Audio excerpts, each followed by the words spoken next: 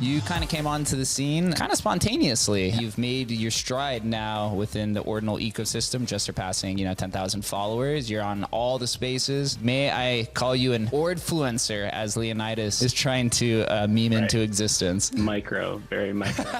I think it was 2 years ago. I'll have to find the recorded space, but saying NFTs are going to eventually be on Bitcoin. I didn't know how and I didn't know when, but that seemed inevitable to me. And there's a big collector who was like, that is a bold claim. I don't see that happening for a long time. And here we are, man. It's only been 4 months and it's taken off. It's been a crazy experience. There was just no doubt in my mind that this was going to be huge. And I just wanted to get my art on Bitcoin as soon as possible and just have that kind of the same foreverness that I think about with Bitcoin. Another fun episode up to bat today. I'm here with Billy Reystey, one of an individual that I've become good friends with, I would say, through Twitter Spaces in this crazy Ordinal and BRC20 ecosystem that we exist in. Billy's the founder of Dystnct Media. If you're watching this on video, you can see he's got literally like 5 computers behind him. It looks like he's in a computer lab that you go to in like high school. He's also the creator of Ordinal, Shards, and Cypherglyphs, which you donated, I believe, 50% of that you donated to the Ord team. So that was super generous of you. Yeah. It came out to about 1.15 Bitcoin. So I was happy to kind of sling some funds their way to just kind of, keep pushing forward because, it's a small team and, some of these other blockchains like Phantom, they have grants for $200 million. So they incentivize developers to go there and build on it. Bitcoin, it's mostly like volunteers. 2 of the Ord team members are literally students, so they can't devote most of their time. I was like, why don't you quit your masters? We'll try and give you a 12-month runway and you can kind of make this protocol as good as it can be. Yeah, as we are recording this, they just had a Ord dev team Twitter Spaces talking about cursed ordinals, all the updates. There was recently 2 updates in the matter of 2 days. I was like, God damn it, dude, I have to reindex these things two times in 2 days. Huge pain in the ass. But to summarize the introduction, I'm excited that we get to do this. Seeing you on screen, I think it's the first time I've ever seen you on a podcast. I don't know if this is your first one in the Ordinal space or not, but excited to have this conversation. You kind of came onto the scene kind of spontaneously. I know you started out as an artist and you've made your stride now within the Ordinal ecosystem, just surpassing 10,000 followers. You're on all the spaces. May I call you an Ordfluencer, as Leonidas is trying to meme into existence? Yeah, micro, very micro. Yeah, no, it's an interesting path, man. I was just kind of ready to kind of jump on this. I think it was 2 years ago. I'll have to find the recorded space, but I was saying NFTs are going to eventually be on Bitcoin. I didn't know how and I didn't know when, but that seemed inevitable to me. And there's a big collector who was like, that is a bold claim. It's I don't see that happening for a long time. And here we are, man. It's only been 4 months and it's just kind of, it's taken off. It's been crazy experience. I feel like, I've been creating art and posting it publicly for over a decade. I started my business over a decade ago. So, very much just been ingrained in the art community, and I've been a Bitcoiner since 2015 and, putting my art on Ethereum over the past couple of years. So I was just ready, let's dive in head first. There was just no doubt in my mind that this was going to be huge. And I just wanted to get my art on Bitcoin, as soon as possible and just have that kind of, the same foreverness that I think about with Bitcoin. I definitely think the chain is going to outlive me and I'm going to be passing my Bitcoin to my son for sure. And it's just crazy to have a new technology. I mean, it's 14 years old now that you can have full conviction and say, this is going to outlive me. I mean, that's really powerful. And I feel like there's still so much asymmetric upside as people don't really kind of wrap their heads around digital scarcity yet. And, it's a pretty nuanced and abstract concept, but day by day, more people are starting to understand. And Ordinals is just another kind of vector for onboarding and understanding education. And I feel like all paths kind of lead to Bitcoin at this point. It's the yellow brick road, my friend. Yeah. Let's touch on some of the stuff that we don't typically discuss on Twitter Spaces. I want to start with Dystnct Media. I mean, you are in a fantastic computer laboratory, I must say. What is Dystnct Media? I don't think I ever heard you explain it on any of the chats that we've been on. Oh yeah. Okay. So I think it's Dystnct. Or Dystnct, my bad. The company, yeah. Dystnct is that a news outlet? That is the crypto. Yeah, that is crypto. My apologies. Dystnct. Yeah. So Dystnct is a media company. We create content.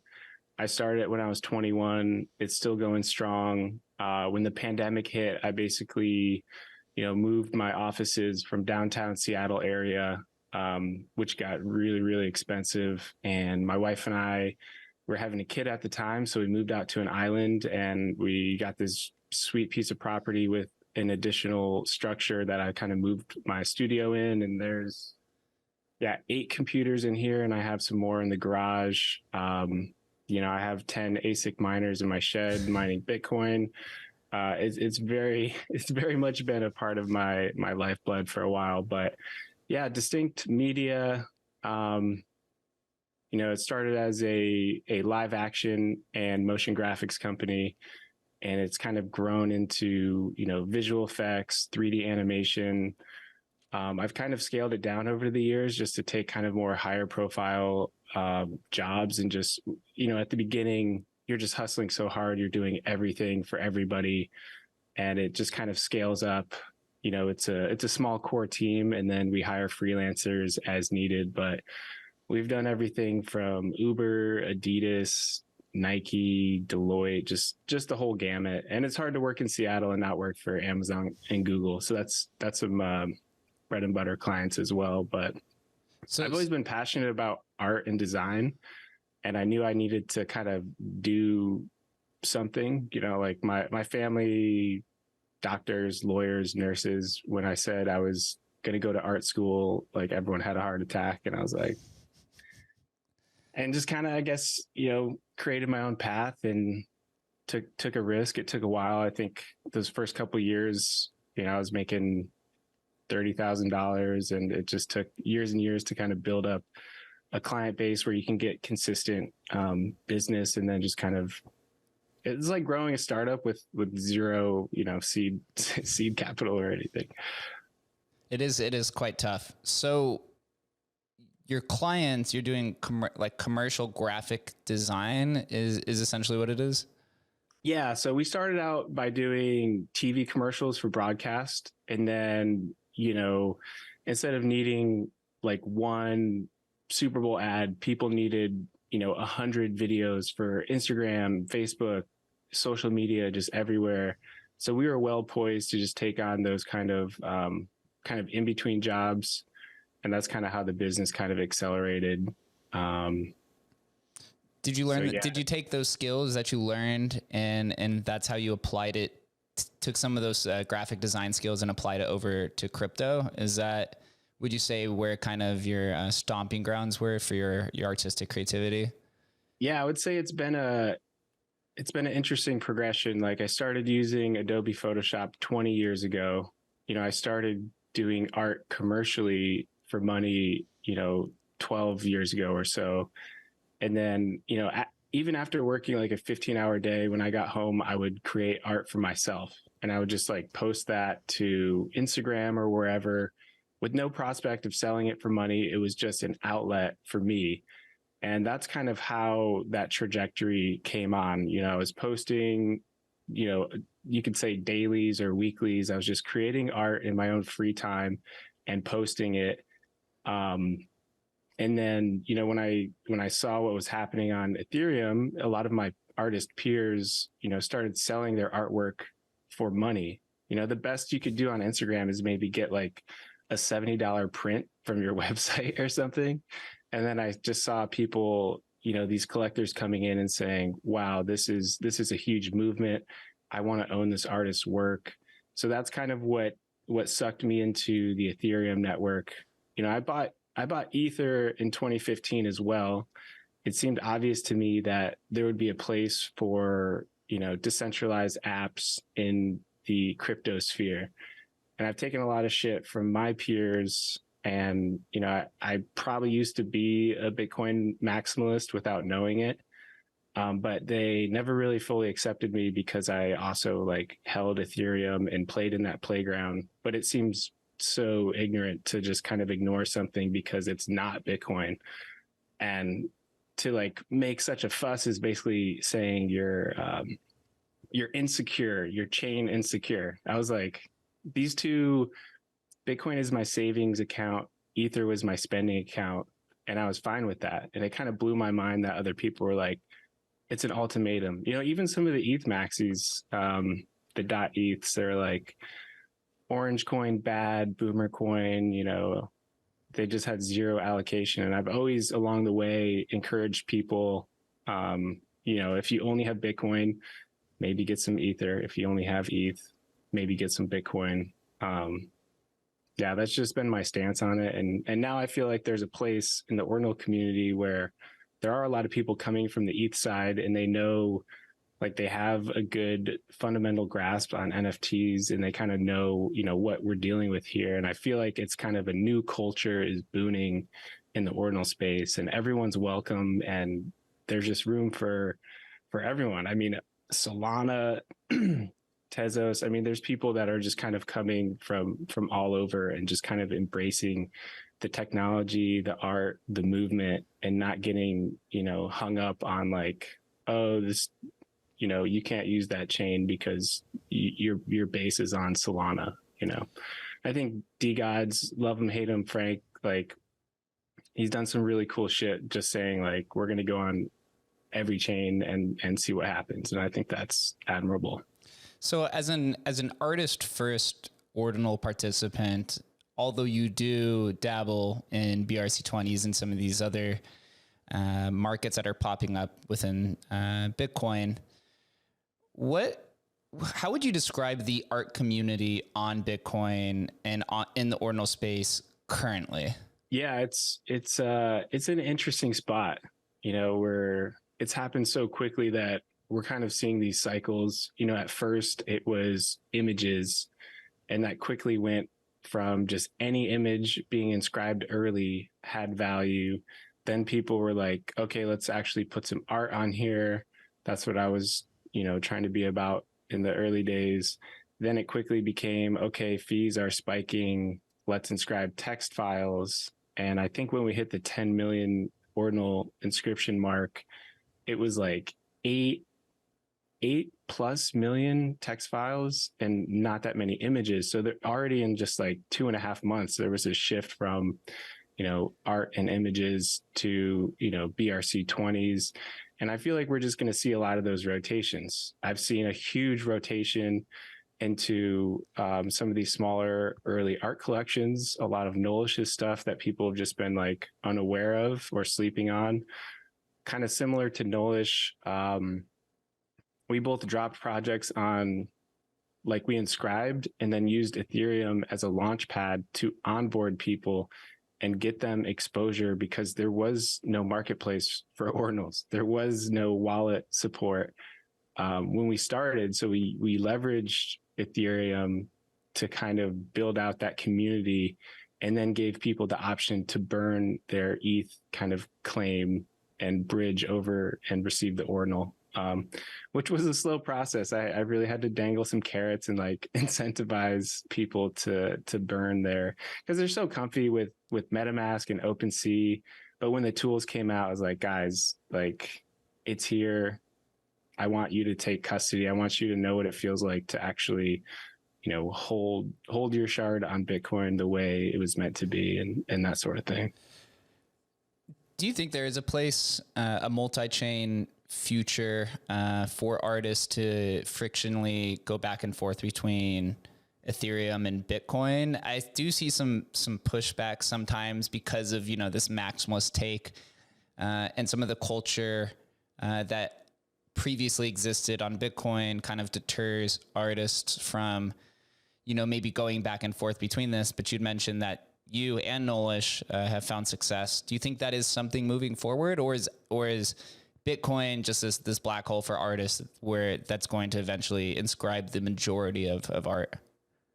Yeah, I think people are kind of figuring things out as we go along.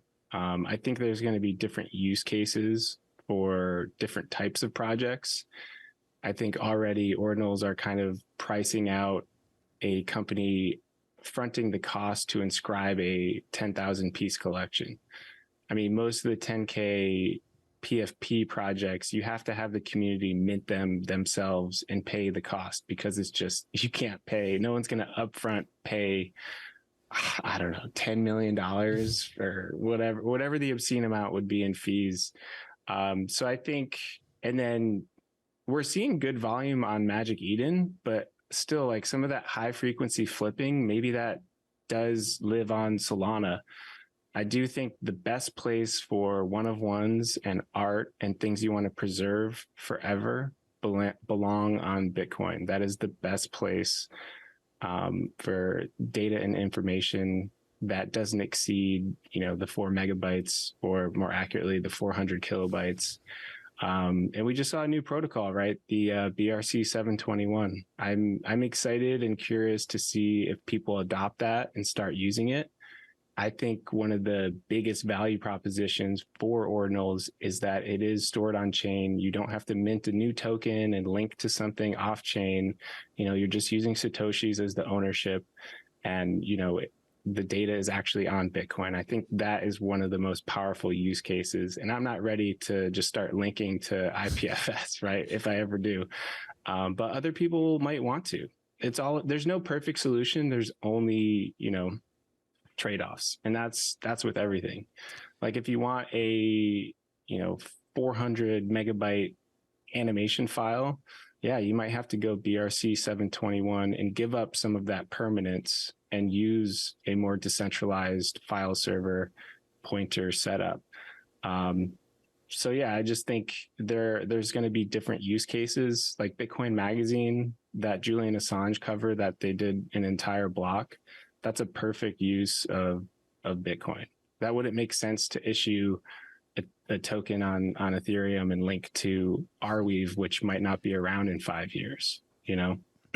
So what is the benefit then of BRC 721 versus just opening up one of these inscription services and putting your art there? And also, is this BRC 721 or the generative BRC 721? I know there's a handful of artistic based standards that are popping up. It's almost impossible to follow along at this point.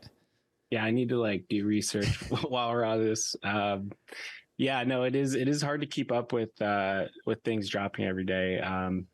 I believe it's the one where it's establishing collection provenance, but I did see there's like 2 floating around.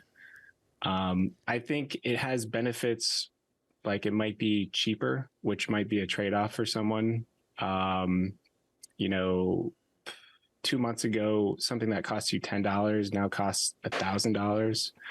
And I've run into a lot of artists who, you know, they're not willing to front that cost. And I say, you know, that's fine. Like, I think your art has value, and, you know, to some, that's going to be a worthwhile cost to inscribe their artwork on Bitcoin forever, and then be able to, you know, hold that ownership.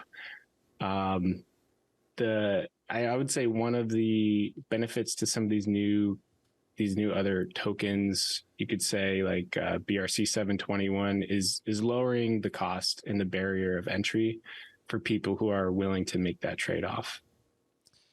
Yeah, it's at the time it's recording, I saw the sats per VVite was around like 70. So what costs to inscribe for a few dollars in February is now, 70 times that. And it seems like the fees are only going to increasingly rise exponentially over the time being. You've done a few artistic projects. The first one that you did was Ordinal Shards. I would like to hopefully dive into a little bit and explain it, because I actually am not really aware as much either of what it actually is. But here, if I opened up the Twitter account for those that are listening, and it says 100 AI crystals on Bitcoin. The beginning of it is sub 10K, which has some value. Take us through kind of the narrative of the ideation of how Ordinal Shards came to be through the implementation and where it sits today. Yeah. So when Ordinals came out, I was actually on vacation with my family in Mexico. And I saw the numbers counting up 200, 400, 600. And I almost took the family home to get back to my node, but I waited one extra day, and which gave me a lot of time to kind of think. I was refreshing ordinals.com and just seeing everything that was being inscribed. I was like, wow, people are just kind of plastering all this garbage and nonsense, which is fun, man. I'm here for the culture. I'm here for like the community, the memes, dank memes. Sure. I'm with it.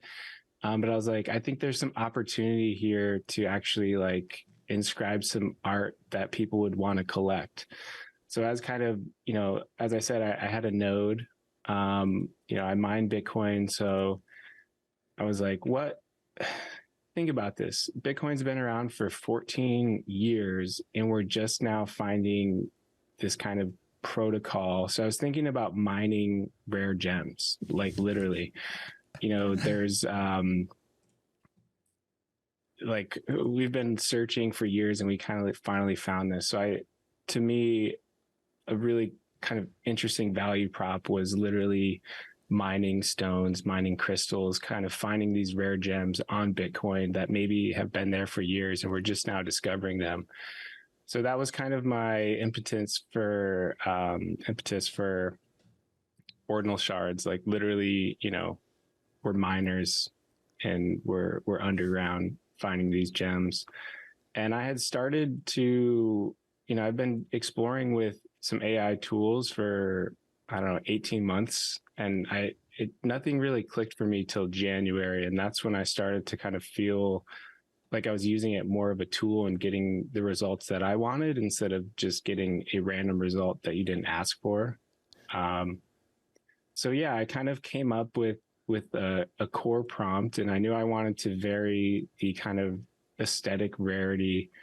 And so got home, found out that my node was a pruned node and I needed a full node. So I was way behind, man. I had to spend days getting things synced up. Then it was like 4,000, 5,000, 6,000. It was just counting up. And I was like, man, I need to seize this moment and get my art on Bitcoin. So, and then the fees started to really spike as people were paying an obscene amount of money to get sub 10K. So we inscribed the first one just to establish provenance, and that's Ordinal Shard 001 at 85.75. And then the rest had to come afterwards because it quickly went from, it was going to cost $3,000 to $50,000. And that was just kind of a lot for me as an artist as an upfront cost, even back then, even in February 6th or whatever it was. So yeah, we got them all inscribed around 15,000, and I actually got some help from one of the Ordinal devs who had this handy script where he basically inscribed them all in just about one block, which I thought was really clever.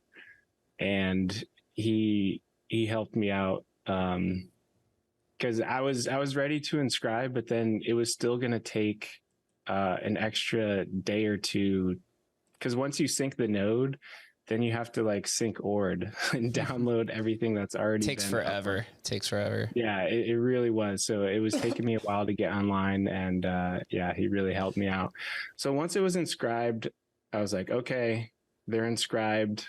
Then I started to kind of create the ETH side of the project, because I noticed everyone in the Discord and people were just flooding in because there weren't projects. Everyone was doing over the counter stuff.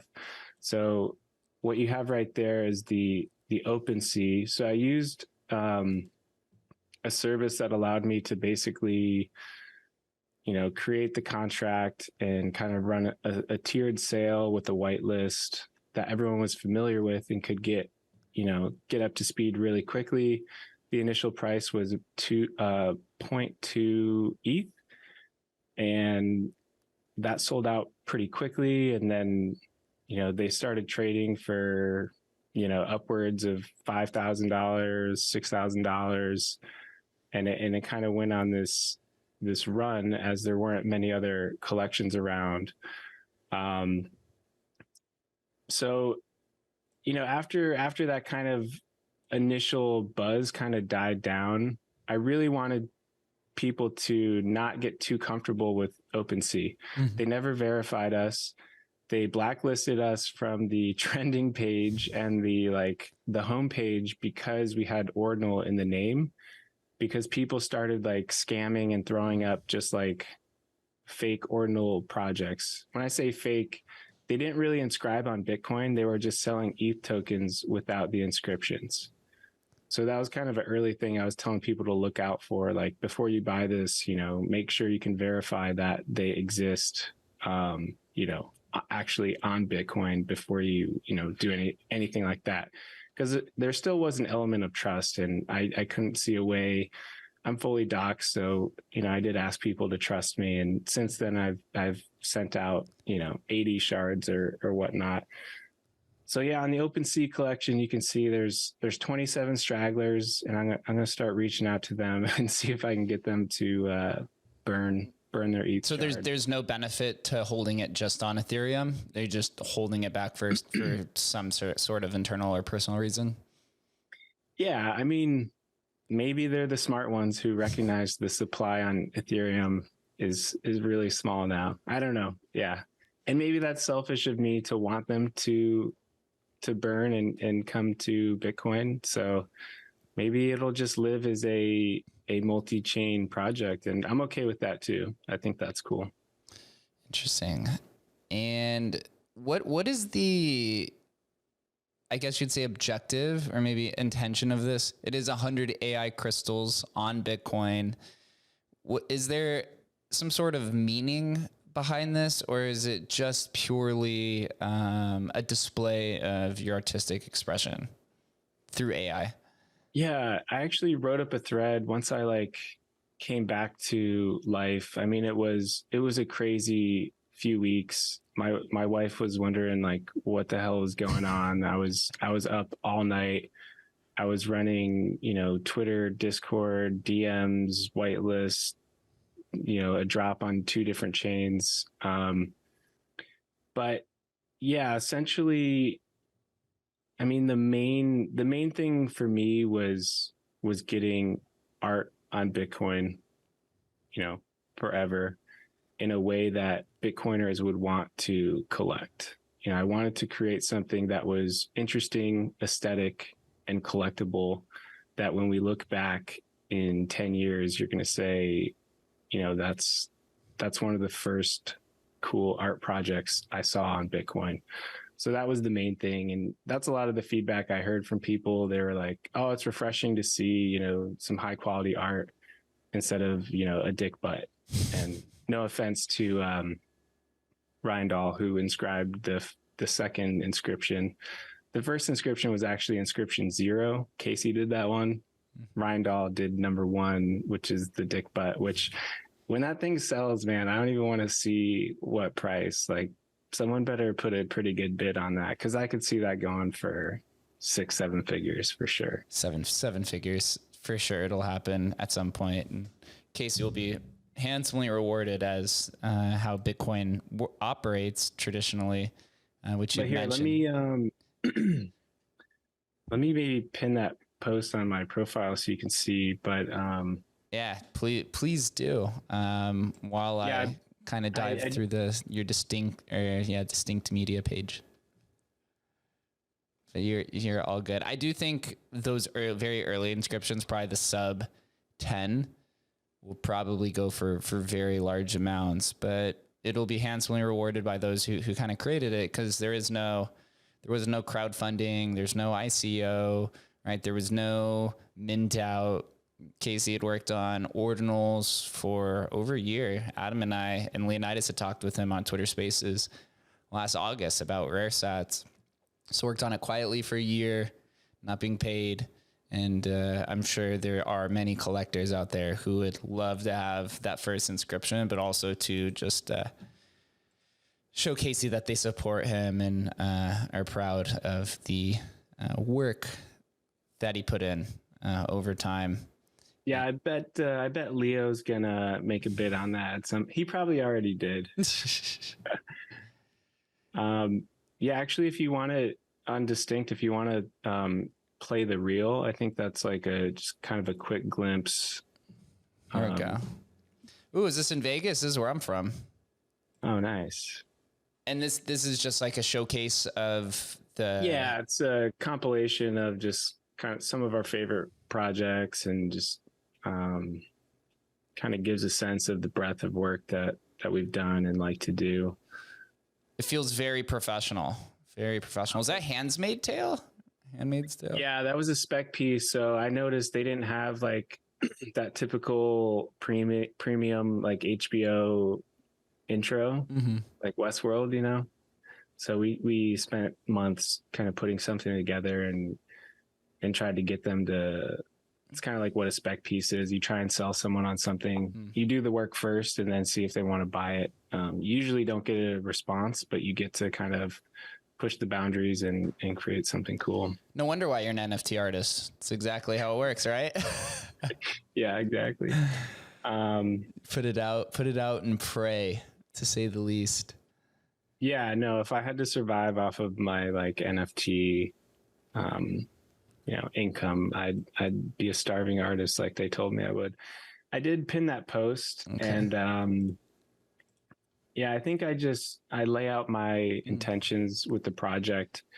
You know, there's no promises about, future value. It's a collectible art project on Bitcoin. It's not pretending to be anything else. I can't say, the market does what the market does. I think with a small art project, like 100 pieces, and let's say 70 of those people are in Bitcoin, that's not a very loud community on Twitter, right?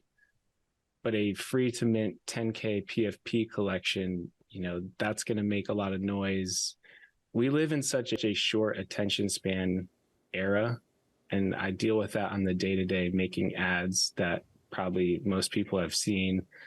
It's like you have to like capture someone's attention and keep it for that split second before they tab away, So yeah, this is more of just like my personal art collection on Bitcoin. I feel like it's returned value to people, and with some of these new kind of DeFi tools on Bitcoin, like Liquidium is building, they could potentially borrow a portion of the value against their digital asset. It sounds risky, but I'm kind of interested in how all that's going to play out with the PSBTs, because it's very simple. Like, someone loans you based off that asset. If you return the funds, you get the asset back. If you don't return the funds, the lender keeps the asset. And I think that's very simple to understand.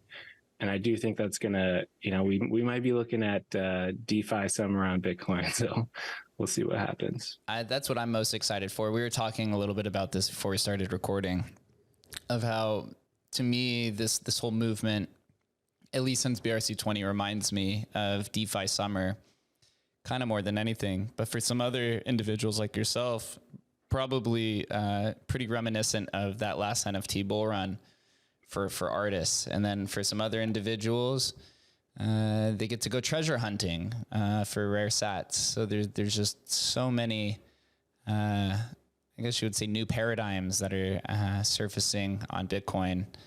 And it's truly beautiful. But as I read through this thread, or this Twitter thread where you're discussing your reasoning behind ordinal shards, there's one line that, you know, catches my attention. And you'd mentioned this earlier in the conversation. You said, as you're creating this, you're thinking of yourself as a Bitcoin miner for 14 years, searching for rare digital artifacts and just discovered them. In many ways, it feels like I'm coming back home. Sounds like there's a sense of passion kind of wrapped in there, but also as being in Bitcoin since 2015, you have a different type of philosophy when it comes to kind of proof of work. And it runs in parallel or in tandem to, you know, gold miners, right? Or diamond miners, or those who are trying to find earth minerals. Just dive in a little bit more about the meaning behind this with shards. And also says, to me, this project will always have historical value.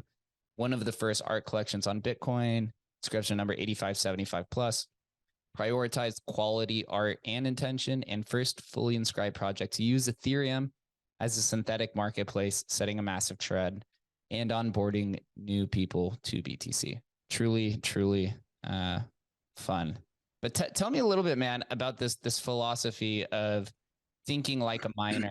You know, Bitcoin was kind of forgotten during the last bull run. It did shoot up, you know, it went 3x above its previous all-time high. Some other ones were much higher. You know, Bitcoin was being labeled as boomer coin. There had been a toxic culture around it. Yeah. Do you feel that this movement and new way, I guess, more modern way of thinking of Bitcoin, you know, thinking of yourself as a miner / artist, is going to bring a new level of kind of prosperity to the culture of Bitcoin? And how do you, as an artist, and you can say one of the leading artists or voices in the space, help encourage this type of philosophical and I guess emotional thinking when it comes to art on Bitcoin? Yeah, no, there's a lot in there. Let's unpack it. I liked back to the proof of work. I feel like we are in a very niche kind of digital cyberspace, if you will, that most people don't understand. I feel the tether or the tie, tether's probably not a good word to use anymore.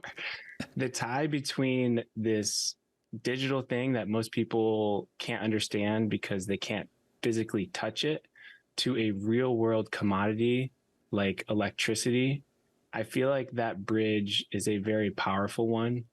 For me, proof of work says prove that you did the work to get the reward. Proof of stake is proof that you own all this shit to get the reward. You know, to me, like, it's clear which one I like.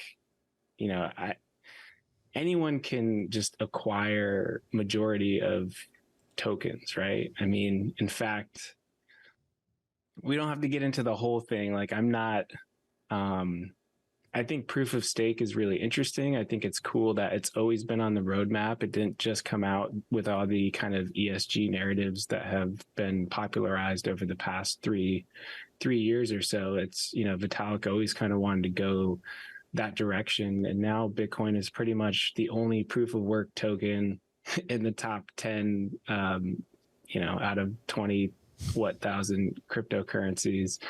So I think it's very special. And, you know, to use 0.1% of global energy to secure over $16 trillion transferred per year, you know, when you look at it that way, to me, it's, how can it only use that much energy to transfer that much value? It's mind blowing. Like, I think it's really special. I don't think Bitcoin will ever change from proof of work. I know there's been, you know, politicians like calling for a change and that sort of thing, but it's probably not going to happen, especially with now it being one of the only proof of work chains.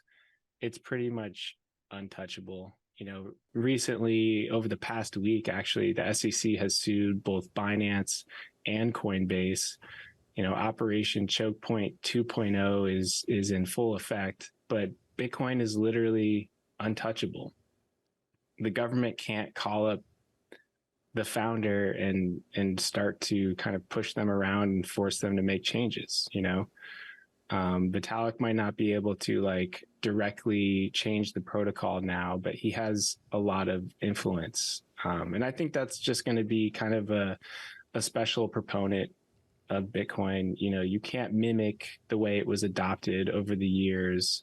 And just, I prefer not to have a kind of public figure that people turn to be like, what's next? What's the roadmap? People just, they understand that it's, the hardest money we've ever seen potentially. And, the market has given it value and given this movement credibility. Something that used to be worth nothing is worth a lot. And whether somebody knows it's 60,000 or 30,000, you can ask most people across the globe, like, what's the cost of this? And they'll probably say a lot. It's just garnered that kind of reputation as.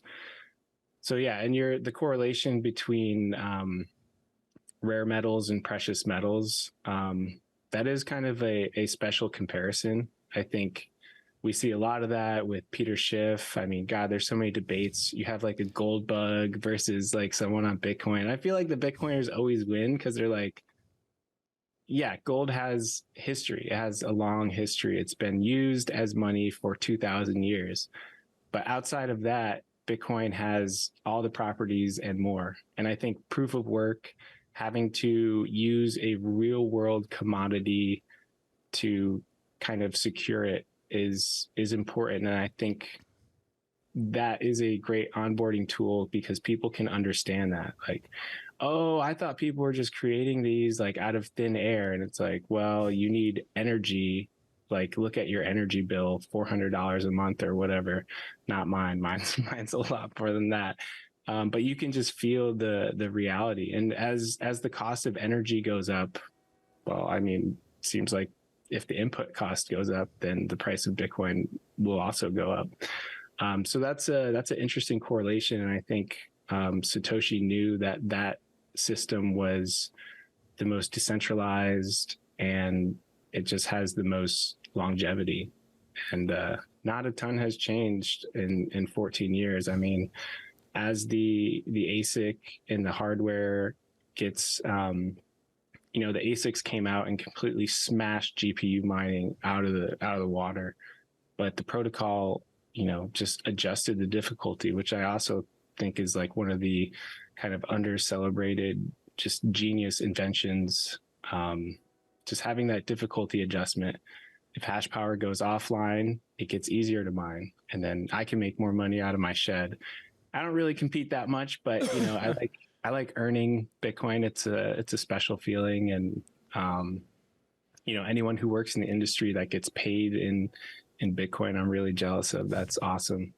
And now instead of selling your art for Ether, it's really cool to see people collect it, create value, and earn Bitcoin that way as well. Well, and now miners with the invention and implementation of ordinal theory, you get to now mine for rare ordinals. So there's more than just Bitcoin. There's levels of intricacies and value that you can stumble across. It's almost like mining in the real world, right? Where you're going to mine for gold and you come across other minerals that are inside the mine that may be more valuable than the gold that you're attempting to mine for.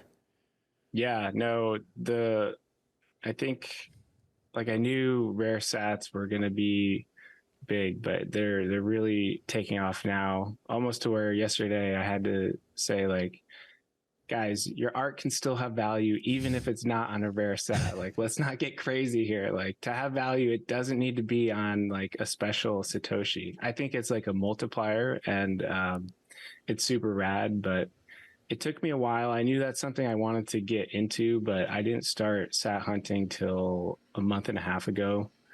And I have noticed a significant slowdown. So it's almost like going forward, you know, a lot of the uncommons people are going to find are going to be the miners, and they're not going to leave money on the table. If they're sitting on sats that could be worth, you know, $1,000 for one Satoshi, they're going to use the tools that are coming out to kind of scrape those and find those.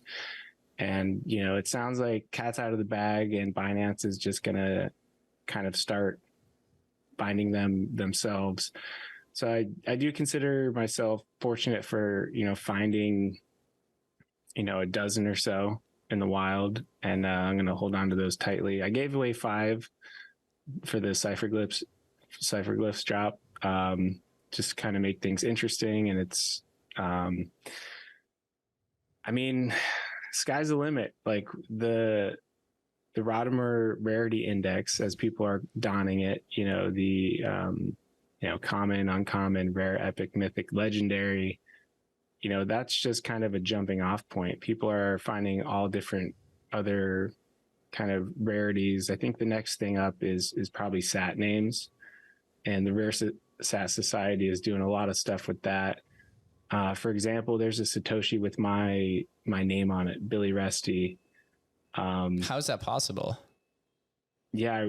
Are you saying it's that was inscribed or on the sat? No, so yeah, most people get, so there's like dot sats, but that's a different thing. If you actually like pull up the information on each Satoshi, they have a sat name. Interesting. Yeah. I wish, yeah, if you just, yeah, if you want to show it, you can. Well, if you go to, I think if you just go to any ordinal on Magic Eden. Yep. Yeah, if you just go to any ordinal on any marketplace or like ord.io, and you actually click into the information where it says inscription ID, inscription number, owner, all that stuff, you know, down at the bottom, there's this sat name. And a lot of times it's just like a mismatch of letters and numbers, but there can be some really interesting things in there. So the Rare Sat Society sent me a screen. They sent me the sat that has my name on it. It says Billy. Yeah, it's in like block 500,000 or something. You know, I could see those being extremely rare, and no one's really even scratched the surface. I bet by the time they become popular, Rare Sat Society is gonna be like, we found a ton of these. We've just been waiting. We've just been sitting on them. I could see you making like a Billy goat collection, and you'd put them all on the goats on the Billy sats. Dude, it's so weird. I've had people reach out to me. There was a meme coin called Billy. I don't know if you saw that on Ethereum. Yeah, people were like reaching out to me like, hey, I took a screenshot. They're like, should I buy? Should I sell? I figured, you know, your name is Billy, so you would know. And I was like, wow, this is peak D-Gen. Yeah. Like what is happening? Let me ask one more question artistically about the rare sats. I heard on Spaces the other day, and I thought it was a pretty good analogy. Maybe you are a little bit more philosophical, so you have a different outlook on it. They compared rare sats to a canvas, and then the inscription to the painting. And as you had mentioned, they said a similar thing where art doesn't have to be put on a rare sat, but if you want to paint on a gold canvas or a canvas with maybe better material, then a rare sat is more beneficial and a multiplier for value. But then again, there are different types of rarities that you'd mentioned. The two mainstream ones are the Rodimer Rarity Index, which you had mentioned, and then the age, right? The earliest, the better. That's the historical value. And it's very similar to, I came from the historical NFT space. Same with me, Leonidas, and Adam McBride. We're all from there. And we always talked about how historical NFTs across all the blockchains is kind of like this foundational layer that any asset could sit on top of, and it's a multiplier because there is some sort of significance there, but not all assets have to be. But if you can find that very special historical NFT that has historical significance with age and maybe cultural significance within the community, then that's where you kind of find those like Van Gogh type artifacts that sit across any of these blockchains. Yeah, that's interesting. So to me, Bitcoin is the canvas. The blockchain is the canvas. And the Satoshi, to me, it's not so much you're putting your art on a Satoshi. It's more like you're putting art on, Bitcoin as a decentralized file server. And then the ownership. So it's almost like the key to a vault.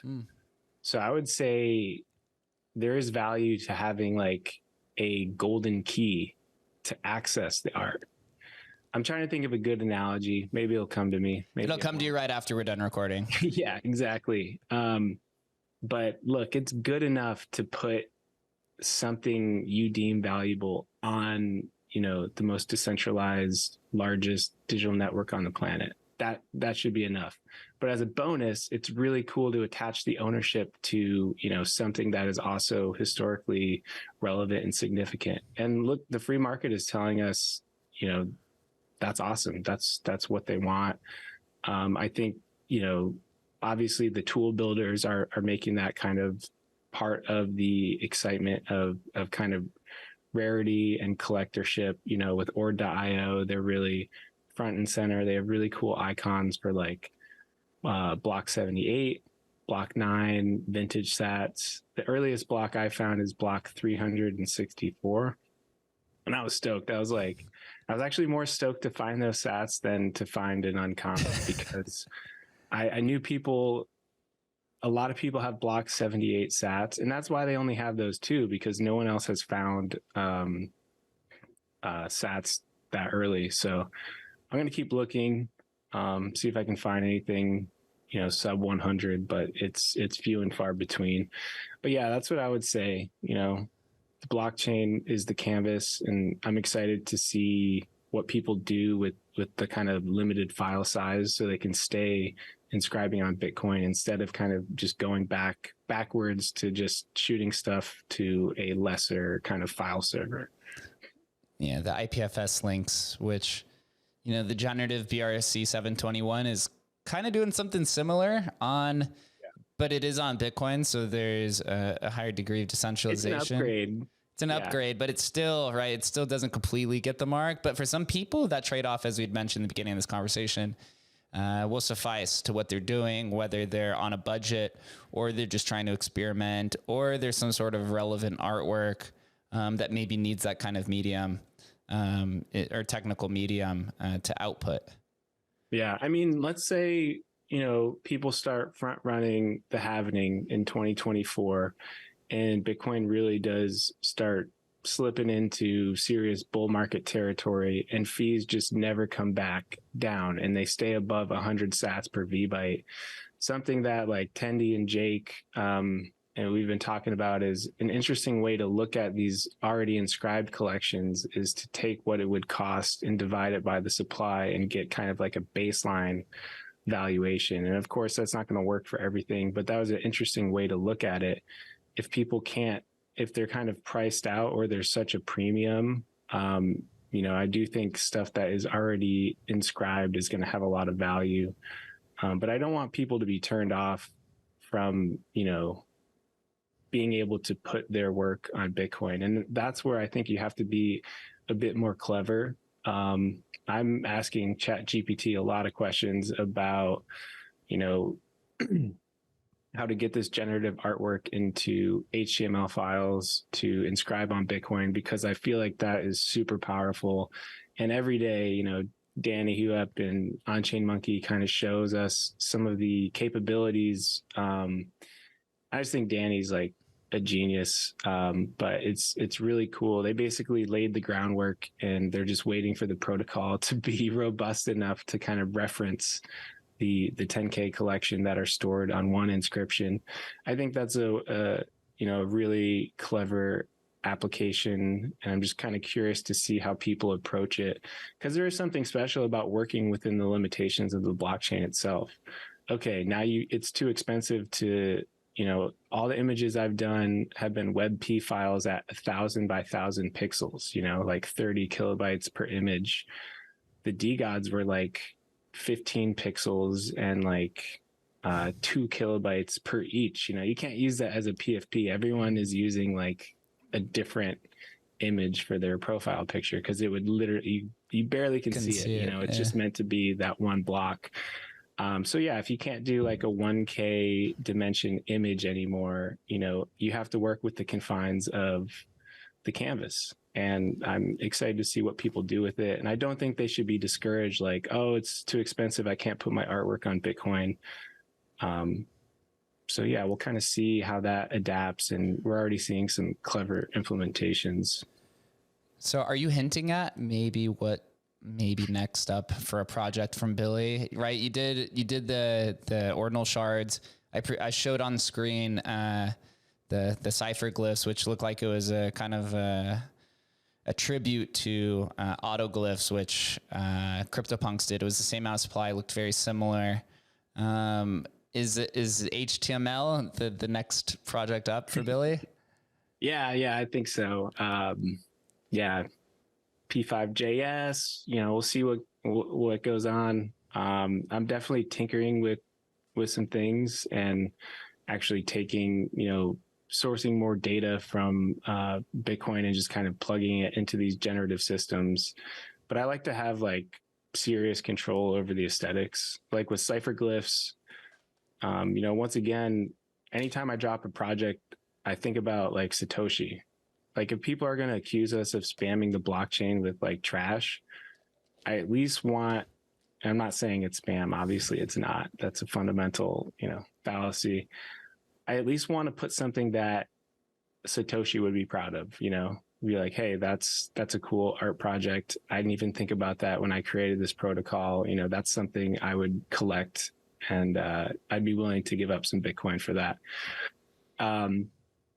But yeah, Cypherglyphs, supply 256, just kind of an ode to the SHA-256 algorithm, hashing algorithm, keeping everything secure. Yeah, I wanted to kind of step away from 3D art and AI art and kind of learn something new. So I always try and like push the boundaries, explore new technologies.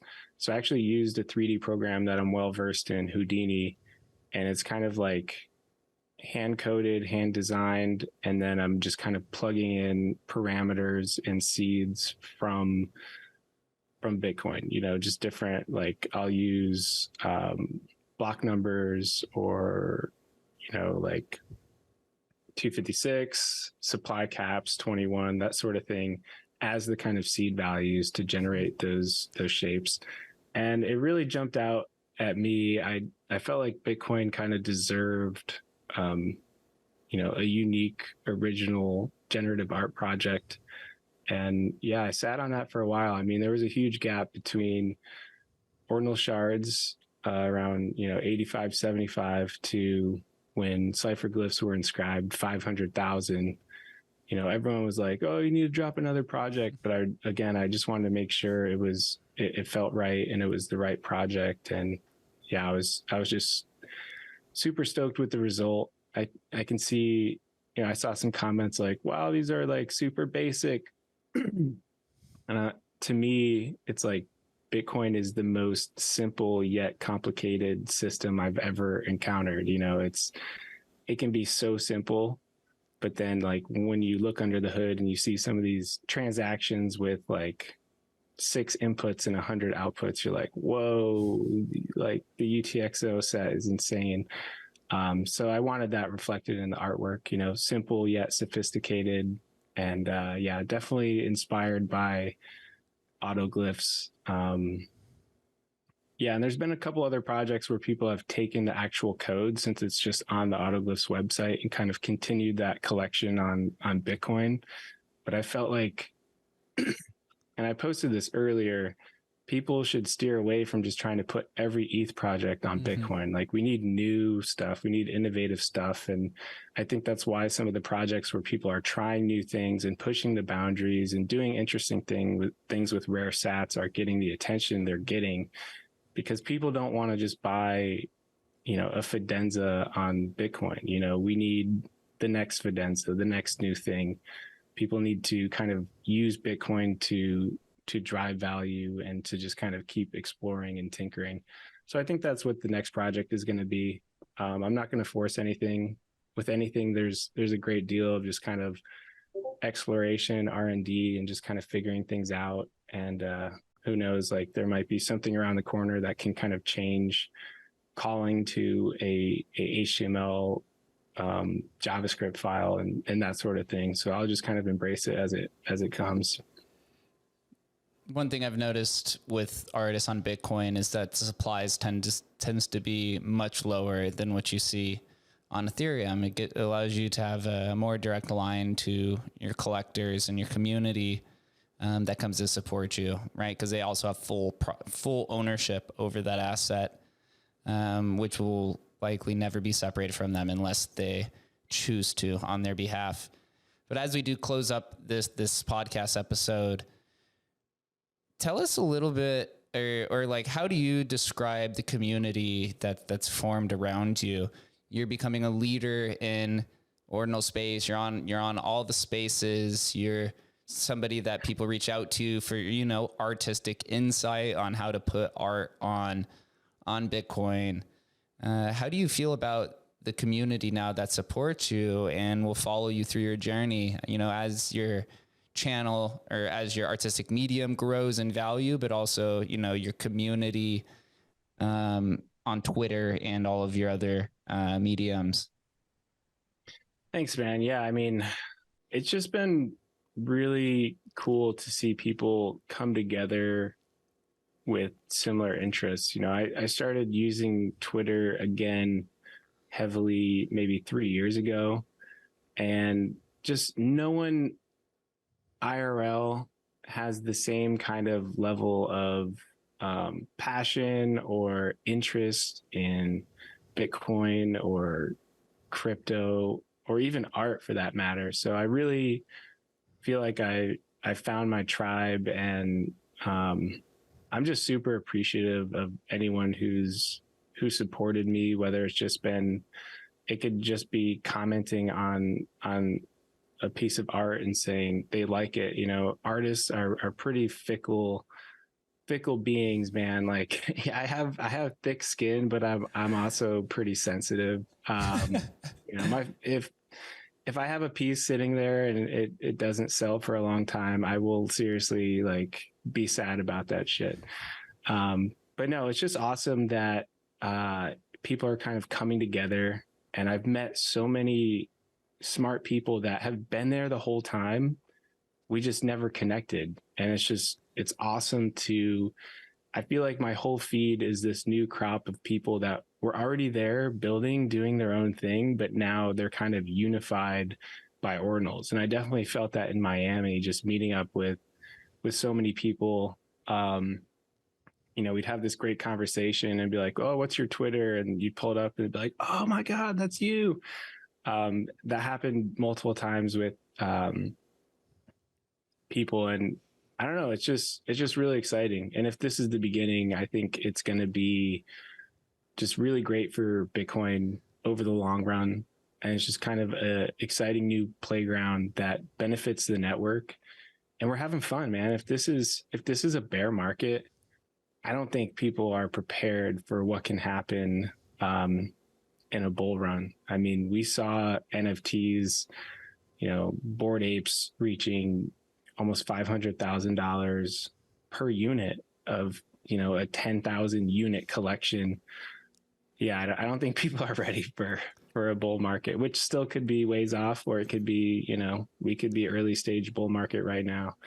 But overall, I'm just super thankful for the people that I just get to show up on Twitter every day and hang out with. Like, for me, it really is a source of happiness. I'm probably addicted to Twitter. Aren't we all? Yeah, it's just not even posting stuff, but just seeing what the conversations and what other people are saying. Like, I'll just scroll through and just laugh at comments and shit. It really is a huge outlet for just community that I don't get in my real life. I'm surrounded by trees and water on this island with a super fast internet connection. So I got to use it. At least you could sit on the beach and hang out in the frog spaces while everyone ribbits. This is true, man. It is super bright and super nice today, so might try and get out there. Truly jealous, but very thankful that you joined me on the show and that you could share your time with us and all of the listeners. It's been fun following you, also watching your rise, and we've been in conversations in Twitter Spaces together for the last few months. It feels like a year almost at this point. So yeah, seriously. Maybe I'll become a Billy holder sometime soon. During this Ordinal summer that we're all hoping for, which seems respectable. Like that's respectable. It is. All right, Jake, it was great to meet you face to face and chat one-on-one. Appreciate you having me on, man, and hope to see you more. Yeah, it's gonna be a fun summer, man. Yeah, it is. Thank you guys for listening and watching. We'll catch you next time.